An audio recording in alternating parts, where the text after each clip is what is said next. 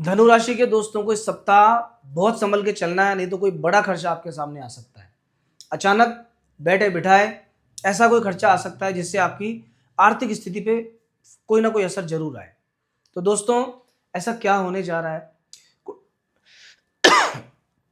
देखिए, कुंडली में जो 12th हाउस है, 12वां जो घर होता है, इसे खर्च का स्थान बोला जाता है। जब कभी 12वें स्थान पर अनेक प्रकार के पाप ग्रहों का प्रभाव पड़ता है, ये घर एक्टिवेट हो जाता है। जब ये घर एक्टिवेट होने लगता है तो ये पैसा खाने लगता है। तरह तरह से हमारे सामने खर्चा आता है। पुराने कर्ज चुकाने का समय आ सकता है। बीमारी परेशानी में पैसा लग सकता है। कहीं इन्वेस्टमेंट किया, पता चला वो इन्वेस्टमेंट लॉस में चला गया। तो इसलिए फाइनेंस के मामले में, खर्चे के मामले में बहुत सावधानी के साथ में आप रहना। ऐसा भी हो सकता है कि कहीं कोई ऐसा इन्वेस्टमेंट आपको दिखाई दे कि आपको लालच रहे, मन में ऐसा लगे कि नहीं, इसके बाद तो किस्मत चेंज हो जाएगी, और आप अपने साथ पैसा लगा दो, उधार लेके पैसा लगा दो, और बाद में वो बर्डन आपके सामने प्रॉब्लम क्रिएट करने लग जाए। दिन और रात का जो चैन होता है आपका, वो खत्म हो जाए। तो इस मामले में सावधान रहना। आप देख सकते हो, ये आपका 12th हाउस है। यहाँ वृश्चिक राशि में मंगल अपनी राशि में विराजमान है। 12वें घर में स्थित मंगल जब स्व राशि के मंगल हैं, तो इस 12वें घर को पूरी मजबूती दे रहे हैं। ये इनकम का हाउस है, ये खर्चे का हाउस है। कहीं ना कहीं 11th हाउस के कंपैरिजन में 12th हाउस अभी ज्यादा इफेक्टिव है, खर्च बढ़ा रहा है। सूर्य और मंगल मिलकर इतना ही नहीं, आपके नेचर में गुस्सा भी बढ़ा रहे हैं। इस वीक में आपको ऐसा लगेगा जैसे छोटी छोटी बातों पर आप रिएक्शन जल्दी दे रहे हैं, गुस्सा जल्दी आ रहा है, थोड़ा स्ट्रेस और टेंशन में है। तो आपको बहुत संभल के चलना है, अपने स्वभाव पर नियंत्रण रखना है, आदतों पर नियंत्रण रखना है, और अगर कुछ किसी को कहने की इच्छा हो, झगड़ा करने की इच्छा हो, तभी नहीं, उसको टाल देना, नेक्स्ट वीक के लिए पेंडिंग रखना। 3rd हाउस में आपके राहु विराजमान है। तीसरे घर में राहु का अर्थ होता है कि बहुत मेहनती होना। तीसरे घर का जो राहु होता है, ये राजयोग का निर्माण करता है। ऐसा व्यक्ति खुद के पराक्रम से, खुद की मेहनत से आगे बढ़ता है। यदि ये राहु किसी को जन्मकालीन ग्रहों में मिल जाए, अगर किसी की जन्म पत्रिका में राहु यहाँ बैठा हो, जैसा मान के चलना कि वो व्यक्ति कुछ भी करने में सक्षम है, कोई भी काम कर सकता है, कितनी भी मुश्किल से मुश्किल टारगेट को अचीव कर सकता है, और अगर सारे ग्रह उसके खराब हैं तो भी वो किसी लक्ष्य को हासिल कर सकता है। जो चाहता है वैसा वो बन सकता है, क्योंकि ये राहु, कलयुग वैसे भी राहु प्रधान है, और यहाँ बैठा हुआ राहु व्यक्ति को सब तरह के गुण देता है।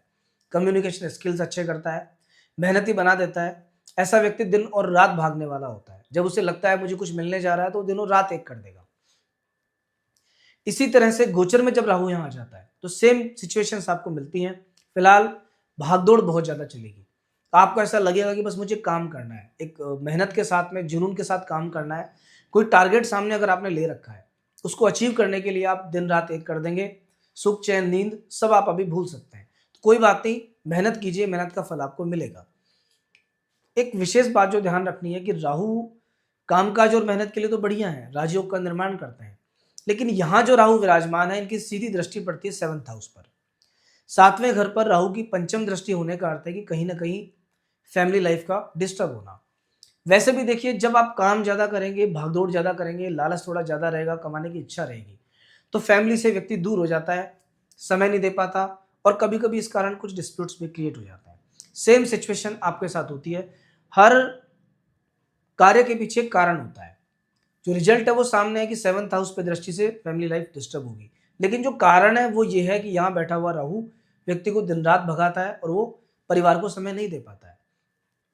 थोड़ा समय परिवार के साथ निकालिए, वाइफ के साथ अच्छा बिहेव कीजिए, और जो भी आपका काम है, जिस तरह का भी वर्क ऑफ नेचर है आपका, थोड़ा रिलैक्स होने का प्रयास आपको करना पड़ेगा। आपके चतुर्थ भाव में शनि है। शनि का ढैया आपको चल रहा है। इस चतुर्थ भाव के शनि का जो सबसे बड़ा फल होता है वो होता है स्थान परिवर्तन। वैसे भी 12th हाउस में आपके 3 ग्रह हैं। 12वां घर यात्रा का भी होता है, विदेश यात्रा का भी होता है, ट्रांसफर का भी होता है। अभी अगले एक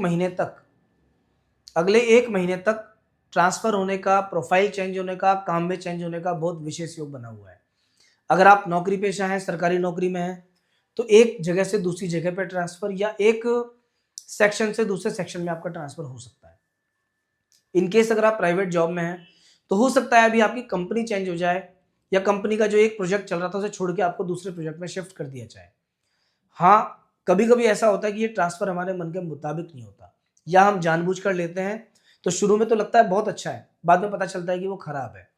इसलिए मेरा सजेशन आपको ये है, अगर आप कोई कंपनी स्विच करने का सोच रहे हैं तो बहुत सोच समझ के, ऐसा नहीं हो कि यहाँ के बाद वहां जाओ तो पता चले यहाँ से भी ज्यादा परेशानियां स्टार्ट हो गई आपके साथ।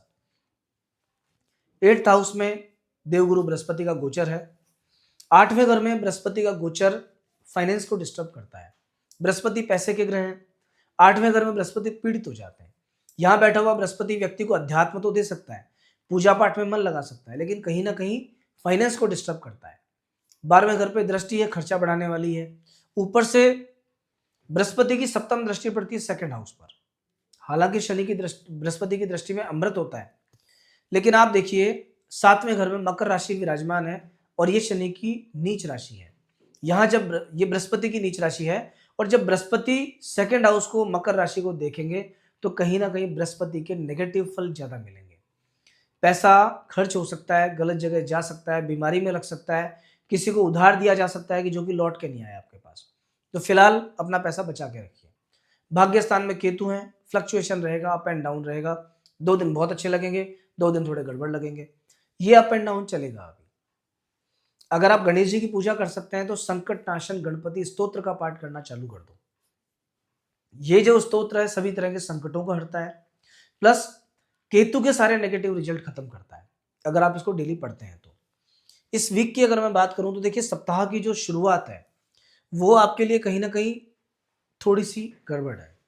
4th भाव के चंद्रमा और वो भी शनि जैसे ग्रह के साथ, ये कहीं ना कहीं आपके पारिवारिक लाइफ को डिस्टर्ब करेंगे, माता के स्वास्थ्य को इफेक्ट करेंगे, मन में चिंता देंगे।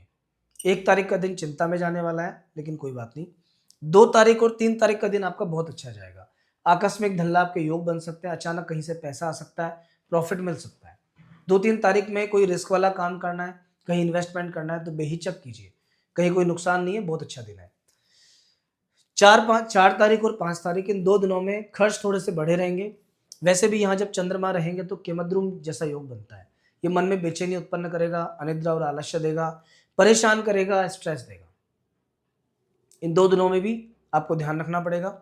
6 तारीख और 7 तारीख, ये 2 दिन व्यापार की दृष्टि से बहुत अच्छा समय है। बिजनेस अच्छा चलेगा, बिजनेस में प्रॉफिट होगा और कहीं ना कहीं व्यापार के नए नए अवसर भी सामने आएंगे। हो सकता है कोई नया सोर्स ऑफ इनकम क्रिएट हो जाए, नई जगह पे पैसा लगाने का आपका विचार बन जाए।